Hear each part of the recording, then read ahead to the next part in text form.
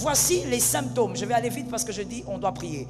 Voici les symptômes d'un mariage sacrifié dans les mondes des ténèbres. Lorsque vous naissez d'une famille où on a déjà sacrifié vos mariages, ça veut dire avant même que toi tu n'arrives, on a déjà donné offrande au monde diabolique, au monde des ténèbres. Tu as eu un précurseur, comme on nous l'a dit hier et même avant-hier. Tu as eu un précurseur qui était marabout, qui était, je ne sais pas, un voyant satanique, un chef coutumier, qui a déjà livré tous les mariages. Il a déjà donné. Donc, toi, quand tu nais, tu as envie de te marier. Tu as seulement envie. Mais on a déjà tout sacrifié. Et puis, dans ce domaine, il y a 3 types. Merci d'écrire. Le marathon de prière, il faut venir avec un carnet. Il y a 3 types. Il y a plutôt 2 types dans le mariage sacrifié. Le premier type, c'est qu'on t'interdit même d'entrer. Donc, toi, entrer, tu n'entreras pas. C'est ce qui fait que tu peux être avec une fille, fiançailles pendant 7 ans. Vous avez les brevets des fiançailles. Toi, tu es toujours en train de changer des filles. Tu changes des garçons. Et voici la raison qu'on a mis dans ta tête. Tu ne trouves pas la bonne. Or, le problème, comme on l'a dit hier, c'est toi. C'est toi le problème. On a déjà sacrifié le mariage chez vous. Donc, tu ne peux même pas entrer dedans.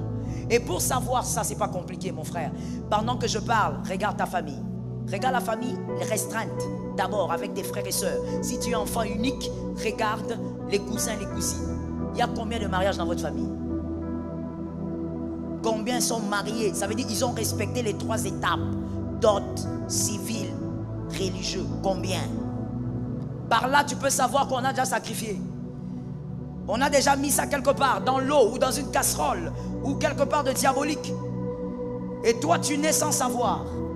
Monsieur, tout le monde peut tomber amoureux, mais tout le monde ne peut pas se marier. C'est ça la réalité du monde spirituel. J'ai aimé une définition que j'ai entendue, que le bishop Cléo avait donnée. Enfin, ce n'était pas la définition qu'il avait donnée. Il avait dit quelque chose et moi j'ai ressorti une définition que j'ai même notée quelque part. La plupart des choses que vous voyez dans le monde réel, ou on va dire dans le monde physique, leur définition se cache dans le monde invisible. Yeah. Tu vas voir quelqu'un en train de vivre. Toi, tu essayes de comprendre selon l'intelligence, selon le rationnel. La vérité, c'est que rien n'est rationnel. La véritable définition de cette vie bizarre-là, c'est le monde spirituel. Est-ce que quelqu'un m'entend bien?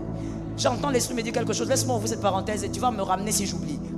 Est-ce que tu sais même qu'il y a des personnes, on a livré leur faveur au point où on a envoyé sur lui depuis la naissance un esprit de têtudesse, de manière à ce que partout où il ira, qu'on le chasse. Pour qu'il ne vive jamais ce que Dieu a prévu dans sa vie. Là où il va, où on peut lui faire du bien, c'est là où il abîme. C'est là où il est impoli. Là où tout ne va pas aller pour lui, c'est là où il reste calme.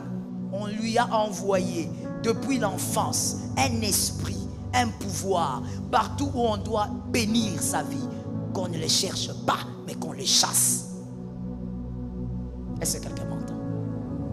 Je ferme cette parenthèse. Si l'esprit a parlé, c'est que ça concerne quelqu'un. Dans le lieu d'honneur, dans le mariage, vous verrez ce premier type-là, des gens qui n'y entrent même pas. Je disais, tu peux tomber amoureuse, mais est-ce que tu vas entrer? Combien de mariages il y a chez vous? Il y a combien de personnes? Et tu peux même aller avec les cousins et les cousines. Parce que je veux te dire, mon frère, il y a des familles où même les cousins et les cousines sont mariés. Même si tu vas au fin fond là-bas, ça veut dire l'enfant de l'oncle et des tantes, de ceci, trop de manches longues, même eux sont mariés légalement. Mais chez vous, tu vas commencer à compter. Pendant que je parle là même, tu calcules. Antoinette, elle est mariée. Oh non, elle n'est plus mariée, elle est divorcée. Elle a quitté son mari il y a 2 jours. Il y a des personnes dont le mariage est sacrifié pour qu'ils n'entrent jamais. Et vous verrez, il y a beaucoup de symptômes qui vont avec. Je n'ai pas le temps pour tout dire. Mais vous verrez, le symptôme le plus général, vous verrez que ces gens-là ont du mal à s'engager. Il va être dans une relation. C'est comme si la relation-là le berce. Il va y rester même des années. Mais il ne va jamais s'engager. Et il va trouver toutes les raisons du monde pour ne pas s'engager. Non, j'ai pas d'argent. Non, moi je dois faire un gros mariage. Ça, ce sont les hommes. Non, j'ai pas encore d'argent. Non, la fille ici, je l'observe encore, elle n'est pas vraiment sérieuse. il va trouver toutes les raisons, mais la véritable raison est spirituelle. Quand c'est une fille, c'est la même chose. Quand elle est seule là, nous tous ici à l'église, au travail là-bas, tous ses collègues de service la trouvent, oh là là, quelle bonne fille, quelle polie, elle est gentille, elle est courtoise. Dès qu'elle trouve un gars, c'est comme si on lui place la tête d'un dragon. Elle devient insupportable.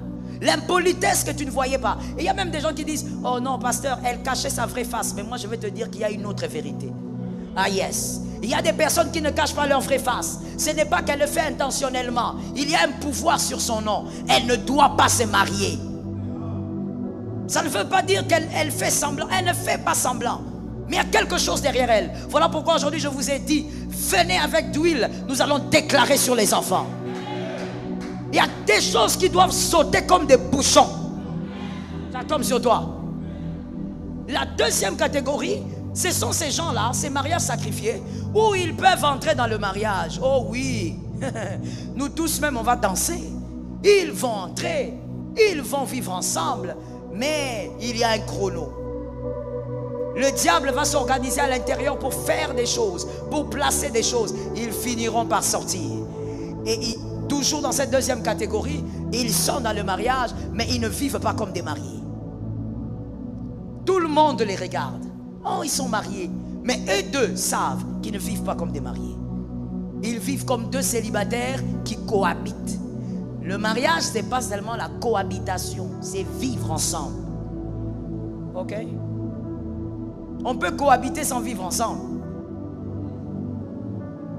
Et donc, il y a ces deux catégories-là, des mariages sacrifiés. Je dis à quelqu'un, des fois, le problème, ce n'est pas celui que tu as épousé. Des fois, le problème, c'est toi-même. Je te pose une question que tu vas garder dans ton esprit. Qu'est-ce qui est derrière toi? Qu'est-ce qui marche derrière toi? Qu'est-ce qui te suit depuis des années? Qu'est-ce qui est derrière toi? Écoute-moi bien, s'il te plaît. Les deux catégories des mariages sacrifiés, leurs symptômes, voici leurs symptômes. Quand vous verrez ceci, comprenez qu'il y a un problème.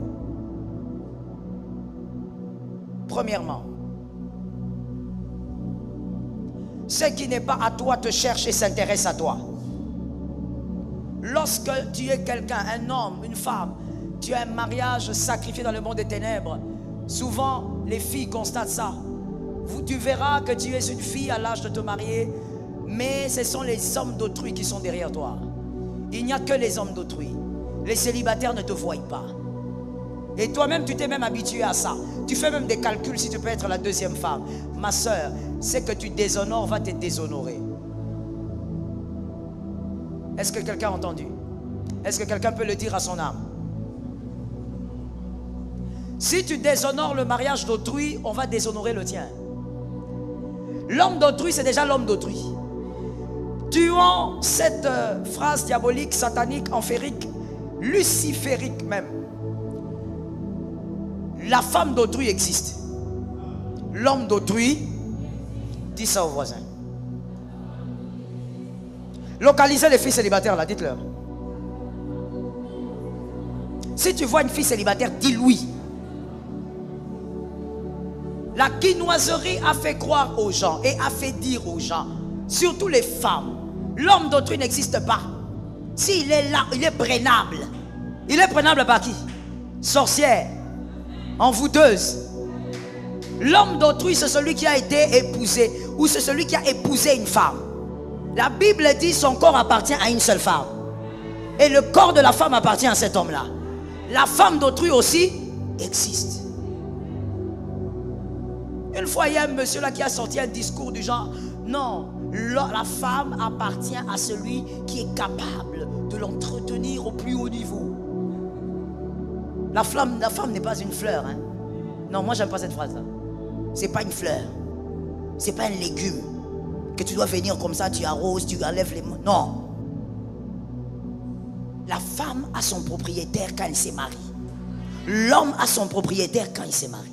Mademoiselle, c'est un signe de mariage sacrifié lorsque toi, dans tout ton entourage, il n'y a que les hommes mariés qui sont derrière toi.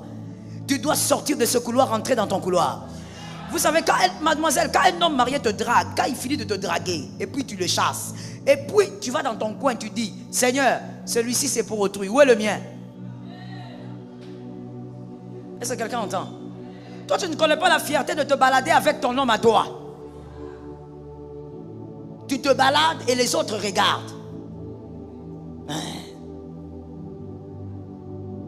Toi, tu ne peux même pas te balader. Tu vas toujours te balader la nuit. Comme une chauve. La nuit. Regarde-moi, mademoiselle, ne regarde pas en bas. Je vais t'attraper ici. Comme une chauve-souris. Tu te balades toujours la nuit. Parce que c'est l'homme d'autrui. Tu ne peux pas te balader la journée. Et non seulement tu te balades la nuit, mais tu mets encore un cagoule. Tu enlèves les cagoules quand tu arrives dans la chambre d'hôtel. Oh, toi tu n'es pas l'agneau immolé, tu es le bouc immolé. Parce que même toi-même quand tu vas là-bas, tu sais que tu vas à l'abattoir. Et tu es à l'aise. Ma soeur, comment tu peux accepter de vivre avec un homme qui utilise ton sexe et qui bâtit sa vie avec quelqu'un d'autre? Tu n'as pas été créé pour être utilisé. Tu as été créé pour bâtir une destinée. Une femme me donne un amen normal. Tu as été créé pour bâtir, mais au-delà même d'une destinée, des destinées. Parce que la destinée de tes enfants, c'est toi aussi qui les ranges. Tu ne peux pas perdre ton temps. Où est ce qui est à toi? Est-ce que quelqu'un m'entend bien? Quand j'étais célibataire, mon frère, je ne pouvais même pas perdre 2 minutes avec quelqu'un non marié. La manière dont je vais te regarder, toi-même tu vas sentir que ça c'est les cancers. Poison. Les filles d'aujourd'hui sont abîmées. Vous aimez écouter des choses inutiles. Mon frère, moi quand un homme marié me draguait quand j'étais célibataire, je veux d'abord m'arrêter. Parce que dans mon éducation, ma mère m'a dit, il ne faut pas insulter. Je m'arrête, je te regarde. C'est ce qui va sortir de ses yeux. Toi-même tu vas comprendre que ça, c'est les préludes de l'enfer. Tu ne vas pas rester là. Pourquoi? J'ai l'impression que tu es venu tuer mon temps. Je n'ai pas le temps à perdre. Il y a un chrono qui est placé sur ma tête.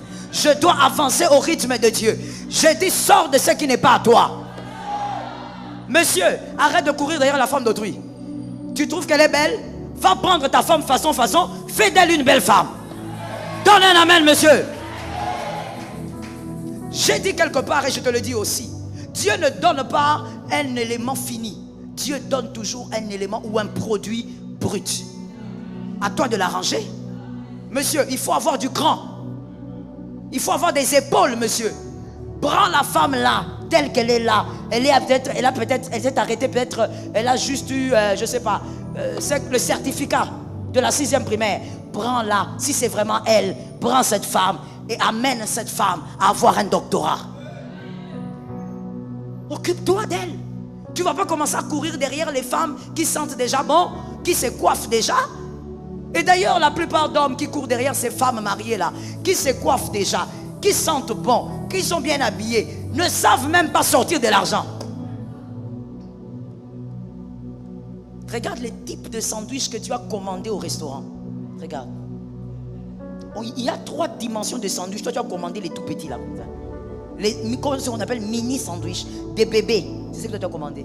Tellement que tu n'aimes pas sortir l'argent. Et tu cours derrière les femmes d'autrui. Écoute, ce qui est à toi, cherche ce qui est à toi. Ça tombe sur quelqu'un. Ne touche pas ce qui est à autrui. La qualité d'un commencement révèle la solidité du parcours. Lorsque les choses commencent bien, les choses seront solides. Quand les choses commencent mal, il y a beaucoup de fragilité là-bas. La genèse d'une chose peut révéler la qualité du parcours. La genèse d'une chose peut révéler la qualité du parcours. En conclusion, en plus de ce que maman vient de dire, vous devez avoir une forte confiance en Dieu, forgée dans les pages de la parole et dans les moments d'intimité spirituelle, éclaire notre chemin avec l'assurance que ses plans sont de paix et d'espérance. Enracinés dans la prière, l'étude de la Bible et le souvenir de ses fidèles réponses, nous nous abandonnons à sa direction, sachant qu'en lui, nos chemins sont tracés avec sagesse. Cette confiance se traduit en actions audacieuses, en soumission joyeuse et en gratitude constante, témoignant de notre foi dans le Dieu qui est toujours présent, toujours attentif et toujours fidèle, peu importe les circonstances de la vie.